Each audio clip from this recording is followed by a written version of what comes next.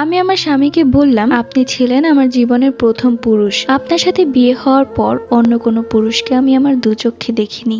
আপনাকে এক আকাশ পরিমাণ ভালোবেসে গিয়েছি আর সারা জীবন ভালোবেসে যাব। আপনি আমাকে যতই অবহেলা অপদস্থ করেন না কেন, একটা বাচ্চার জন্য আপনি আমাকে এতটা দূরে ঠেলে দিয়েছিলেন, তাও কষ্ট পাইনি। কিন্তু আজ আমার প্রচন্ড কষ্ট হচ্ছে, কারণ আপনি আজকের পর থেকে অন্য কারো হয়ে যাবেন এবং আমাকে বাড়ি থেকে বের করে দিবেন। আমি আপনাকে আর দেখতেও পারবো না। জানি না আমার পরিণতি কি হবে। হয়তো রাস্তায় রাস্তায় ঘুরবো, নয়তো কোনো ট্রাকের নিচে পড়ে মারা যাব।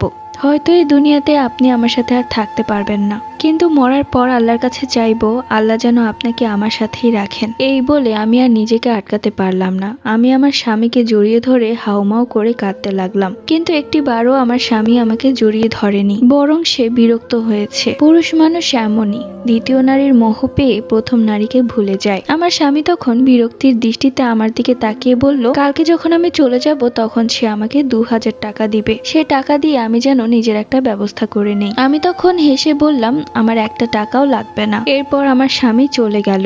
তার হবু বধূ ফোন করেছে, আজ রাতে তারা কত শপথ করবে, যেমনটা আমার সাথে করেছিল। স্বামী চলে যাওয়ার পর আকাশে আমি এক দৃষ্টিতে তাকিয়ে রইলাম। আল্লাহকে বললাম, আল্লাহ কেন এখনো আমাকে বাঁচিয়ে রেখেছেন, কেন তার কাছে নিয়ে যাচ্ছেন না। এরপর রাত কেটে গেল। পরের দিন আমার স্বামীর বিয়ে। সকাল 8টায় আমার শাশুড়ি মা আমার কাছে এসে 2000 টাকা ধরিয়ে দিয়ে বলল, এটা তোকে রাফি দিয়েছে, নিজের একটা ব্যবস্থা করে নিস। এই বলে মেন গেট থেকে বের করে গেট লাগিয়ে দিল। আমি তখন গেট নক করলাম।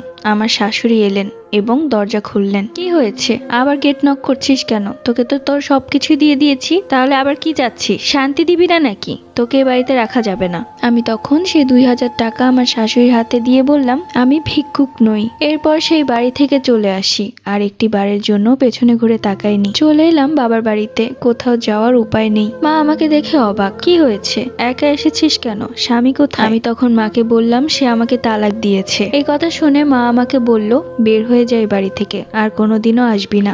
এরপর আমি অনেক আত্মহত্যা করার চেষ্টা করেছি, কিন্তু কোনো না কোনো ভাবে বেঁচে গিয়েছি।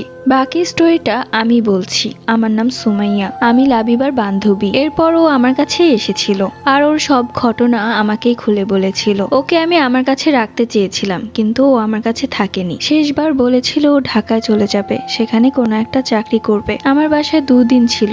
এরপর ও আমাকে কিছু না বলেই চলে গেল। ওকে আমি অনেক খুঁজেছি, কোথাও পাইনি। ওর কাছে কোনো ফোনও নেই যে যোগাযোগ করব। ও কি আদৌ বেঁচে আছে কিনা সেটাও জানি না, কিন্তু আমার মনে হলো ওর স্টোরিটা সবার শোনা উচিত। তাই জানাতে আমি তোমাকে এটা লিখে পাঠালাম। যদি ভালো লাগে অবশ্যই শেয়ার করো। সো কেমন লেগেছে স্টোরিটা অবশ্যই কমেন্ট করে জানিয়ে দিও। দেখা হবে নেক্সট ভিডিওতে।